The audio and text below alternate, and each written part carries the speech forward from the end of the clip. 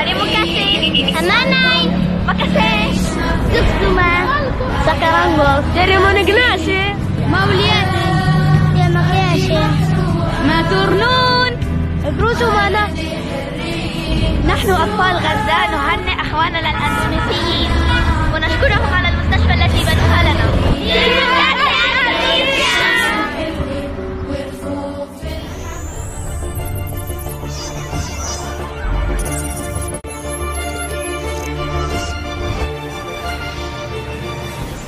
Sudah klik video ini, tapi jangan lupa guys, klik tombol subscribe karena subscribe itu gratis. Dengan subscribe kamu support channel ini terus untuk upload hampir setiap hari. Ingat, subscribe itu gratis, gak ada ruginya kamu klik tombol subscribe guys. Selamat menonton, enjoy. Assalamualaikum warahmatullahi wabarakatuh. Selamat pagi dan salam sejahtera untuk kita semua. Anak-anak, apa kabar kalian hari ini? Sudah siap untuk belajar? Baik, sebelum kita belajar, Bapak persilakan kalian untuk berdoa. Berdoa dimulai. Selesai. Terima kasih anak-anakku. Pada pertemuan kedua hari ini, kita akan sama-sama belajar menyimpulkan isi teks berita.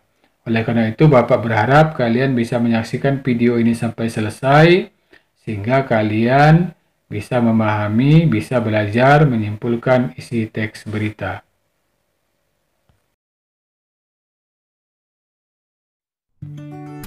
Adapun KD kita pada hari ini adalah KD 4.1, yaitu menyimpulkan isi dari berita, membanggakan dan memotivasi yang dibaca dan didengar.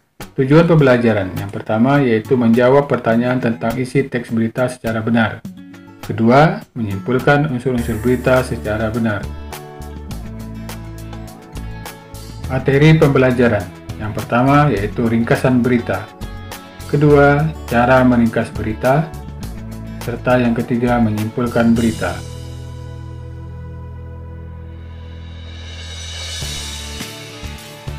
Baik, sebelum kita lanjutkan, terlebih dahulu kita akan melihat pengertian dari ringkasan berita dulu anak-anak.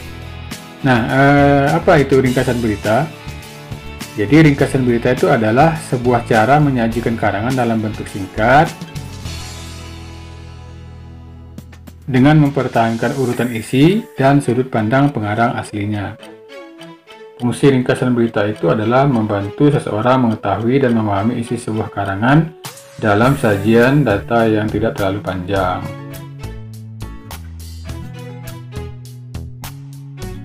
Selanjutnya kita akan melihat cara meringkas teks berita. Cara yang pertama yaitu dengan membaca dan memindai teks berita. Cara yang kedua mencatat ide utama dan unsur berita. Yang ketiga mereproduksi berita menjadi lebih ringkas. Selanjutnya Bapak akan berikan tips dalam meringkas teks berita. Nah, tips yang pertama yaitu dengan menggunakan kalimat tunggal. Nah, seperti apa kalimat tunggal? Kalian bisa lihat di samping sebelah kanan. Contoh dari kalimat tunggal. Nah, contoh yang pertama, orang itu guru kami. Contoh yang kedua, kami sedang membuat surat jawaban. Kalimat yang ketiga, Ledisa bertanya tentang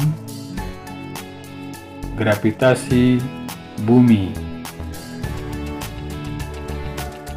Kalimat yang keempat bisa kita lihat yaitu kami berangkat pukul 7.30. Dan contoh yang kelima adalah minggir. Nah, kemudian cara yang kedua, tips yang kedua yaitu perpendeklah tiap kalimat menjadi frasa dan frasa menjadi kata. Lalu cara yang ketiga, pertahankan struktur, gagasan, dan sudut pandang karangan. Nah, untuk cara yang keempat atau tips yang keempat anak-anak yaitu jangan memasukkan pendapat pribadi di dalam ringkasan. Nah, sekarang kita akan menyimpulkan berita. menyimpulkan itu sendiri berasal dari kata simpulan. Kemudian simpulan itu apa, anak-anak? Nah, di sini dapat kita lihat bahwa simpulan adalah kesudahan pendapat atau pendapat akhir dari uraian sebelumnya.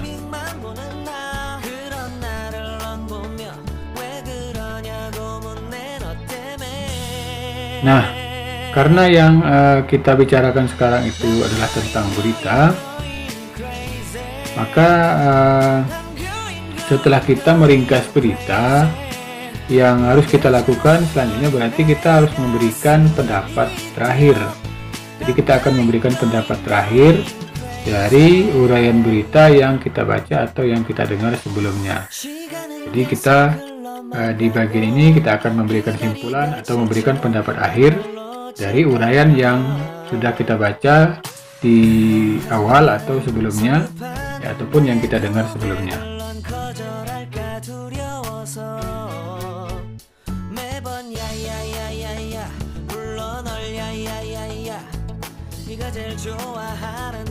Nah, kalimat simpulan itu sendiri anak-anak biasanya ada tanda-tandanya.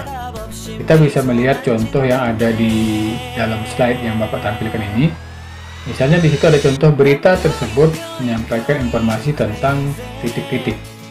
Nah, di bagian titik-titik ini kalian bisa lanjutkan dengan ringkasan yang sudah kalian buat sebelumnya tadi.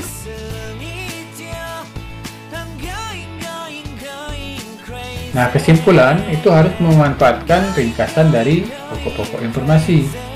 Lalu, pokok-pokok informasi itu sendiri itu berpatokan pada unsur adik simba yang sudah kita pelajari kemarin. Nah, sekarang coba kalian perhatikan contoh teks berita yang Bapak tampilkan ini.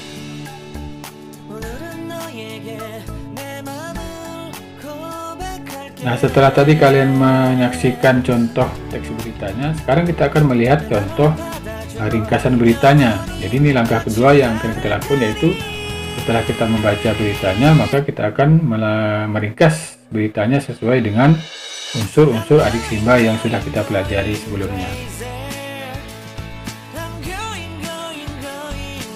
Di bagian ini kalian bisa melihat 3 unsur penting. Yang pertama, mendengarkan atau membaca berita. Yang kedua, mencatat pokok-pokoknya atau adik simbanya. Dan yang ketiga, menyampaikan kembali secara lengkap dan ringkas.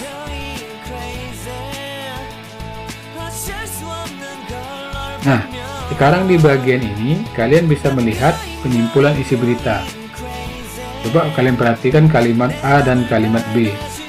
Ini ada kaitannya dengan penjelasan Bapak sebelumnya yang mengatakan bahwa kalimat simpulan itu sendiri mempunyai tanda-tanda. Misalnya ada kata berita tersebut atau berita tersebut menginformasikan. Nah, ini salah satu tanda-tandanya. Kita perhatikan kalimat yang A. Berita tersebut menyampaikan informasi tentang padatnya pelabuhan Merak oleh truk-truk pengangkut barang non-sembako pada 10 hari menjelang Lebaran. Nah, sekarang kita perhatikan kalimat yang B.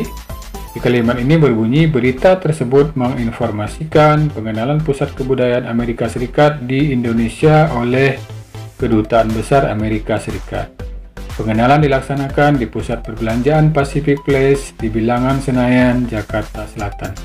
Nah, kalau kita lihat dua kalimat ini, anak-anak, ini adalah merupakan pernyataan-pernyataan yang merupakan sebuah contoh dari kesimpulan, yaitu kesimpulan atas suatu informasi yang sudah ada sebelumnya atau sudah dibaca sebelumnya.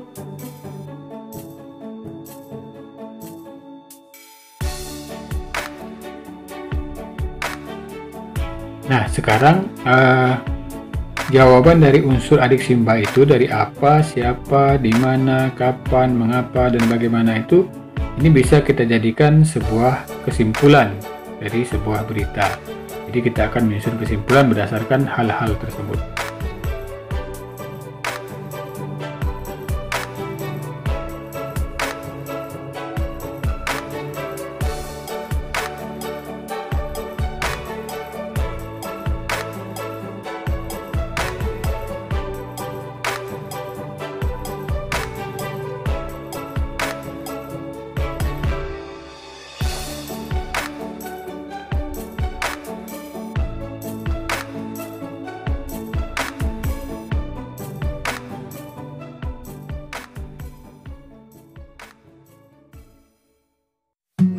kasih.